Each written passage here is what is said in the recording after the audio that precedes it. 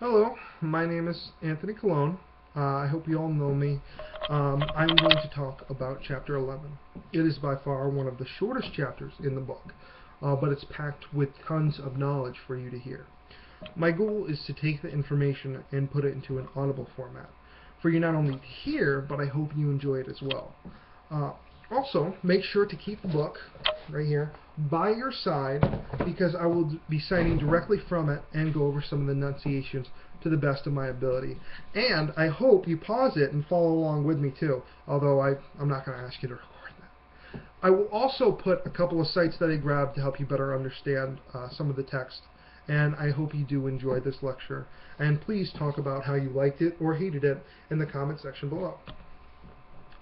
The food service industry is one of the oldest establishments in the world. Analysts say that 20% of the spending in the food service industry is derived from travel and tourism. It is considered to be one of the three basic components of travel and tourism alongside lodging and transportation. But it is also considered to be one of the most volatile, as it is the riskiest in regards to longevity. Many businesses in this industry have issues staying open due to many different factors, like the ones I posted in the article below. We will also be discussing this as it is part of the chapter later on. Today, aside from agriculture, restaurants provide more jobs than any other industry sector in the world. The food service industry has a very rich history as well, as it can be dated back all the way to the Romans.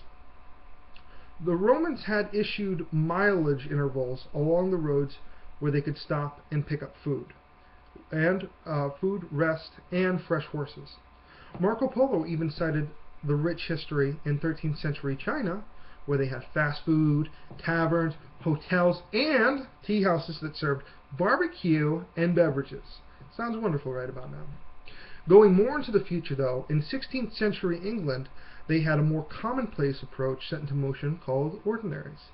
They were meals given once a day to the people staying at their inns and taverns. 17th century England, they had men-only establishments where food and beverages were served in a more communal setting. But more importantly, in the 19th century England, it became natural where men and women could both dine separate from other individuals in a proper restaurant format, which is commonly used today. Modern gastronomy, which is eating customs, and dining derive their roots from France. The word's restaurant origins actually comes from the French word described that food to have restorative or healing properties. France provided meals in cooking shops, which were solely meant to create takeout food where people could grab their food and dine outside. Then slowly but surely, they moved the tables inside, allowing people to dine on another level. Those terms, cooking shops and takeout, came to fruition, and France became accredited with bringing modern dining to a new height. La Grande Taverne de Londres. It is a business that opened in 1782 in Paris. It is one of the first businesses to garner a large following for its food and wine. In 1789 through 1799, the French Revolution began, causing disturbances throughout the country. With more problems pressing, more people fled the country and spread their culture to places like England and even America. As the ruling nobility lost their power, their chefs became new entrepreneurs and cooked elsewhere. The French restaurants first appeared in 1794 in Boston and in 1800 in New York. But the development of fine dining in America isn't exactly due to the French.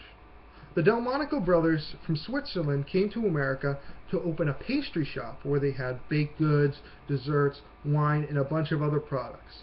Their nephew, Lorenzo, which they had brought over, had brought even more to the table, as he had created a succession of upscale restaurants throughout New York. Marie-Antoine Carême and Georges-Auguste Escoffier both reinvigorated French cuisine in the early 19th century.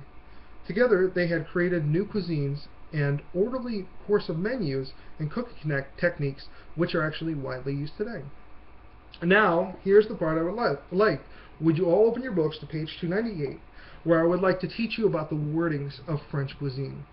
This is based off the 1903 all-time classic book, Le Guide Culinaire, which was actually written by Escoffier himself. I do almost guarantee that you've heard these words in some context, or in cooking or elsewhere. But I also do advise you to say these words because they do make you sound like an intellectual. The first term, a la carte. It means priced separately. For example, you'll see this on menus. Airplanes being one of them, because they have peanuts and a bunch of little things. Aperitif is a small alcoholic drink served before a meal, like a cocktail or a shot. A buffet is something we almost all know. It is a food set out for easy access and informal service. In the main mall, they have a restaurant called Hometown Buffet, which is actually exactly that. Chef de cuisine is a chef or master of the kitchen. A lot of the time they're referred to as head chef or a master chef, but in a French restaurant they would more so refer to them as chef de cuisine. Entree, which is the main dish, is usually seen on menus at most restaurants. Full-service restaurants usually have this, as limited service like McDonald's would not. Now, this next one is hard to look at, but it's actually pretty easy to pronounce. Hors d'oeuvres. They are small appetizers you would get alongside of a meal. Maitre d' is the dining room boss.